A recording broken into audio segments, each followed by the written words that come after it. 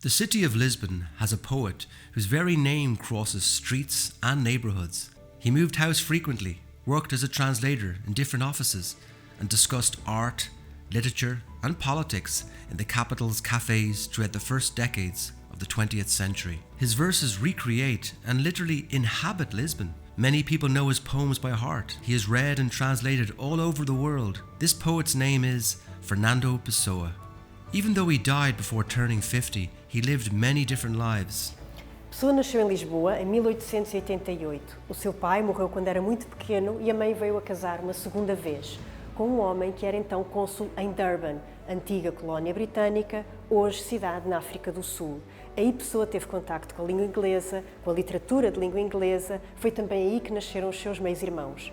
Mais tarde, com 17 anos, Pessoa regressa sozinho a Lisboa e aqui começa a sua vida de adulto. Nowadays, there is a museum of literature in the building where Fernando Pessoa spent the last 15 years of his life. The Casa Fernando Pessoa reopened in 2020, renewed, more accessible, sustainable, and hosting a new exhibition in which stories about the life and work of this unique person are shared. The exhibition is organised on 3 floors, like 3 chapters. The first chapter is dedicated to the many fictional authors created by Pessoa. Authors are what he called heteronyms, with different styles and aesthetic visions. These authors accompanied him all his life, amounting to a total of more than 100 names. They establish an extraordinary literary and creative system. Para aqueles nomes que desenvolveu mais, Pessoa criou toda uma história de vida, o lugar do seu nascimento, um estilo de escrita próprio e, inclusivamente, a descrição física da sua aparência. The second chapter of the exhibition highlights Pessoa's private library. Pessoa read philosophy,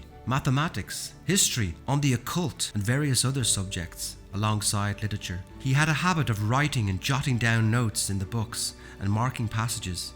O que Pessoa lia era muito diverso e assim era também o que escrevia. A partir da sua biblioteca particular, trabalhamos muito sobre a relação entre leitura e escrita, o que nos faz pensar sobre o poder da literatura e os efeitos transformadores que a leitura pode ter sobre nós. The third chapter on the first floor brings us into the apartment where Pessoa lived. The theme of this room focuses on the author's biography, who he had relationships with, how he worked, and what sort of man he was, both in the public sphere and in his private life. Publicou bastante nas revistas literárias da época, poesia, textos em prosa. No entanto, compôs apenas um livro, Mensagem, que publicou um ano antes de morrer. After Pessoa's death, roughly 30,000 of his papers were found inside a wooden trunk. Pessoa left us, signed under several names, an unprecedented and impressive amount of unpublished work that keeps enticing researchers and attracting readers from all over the world.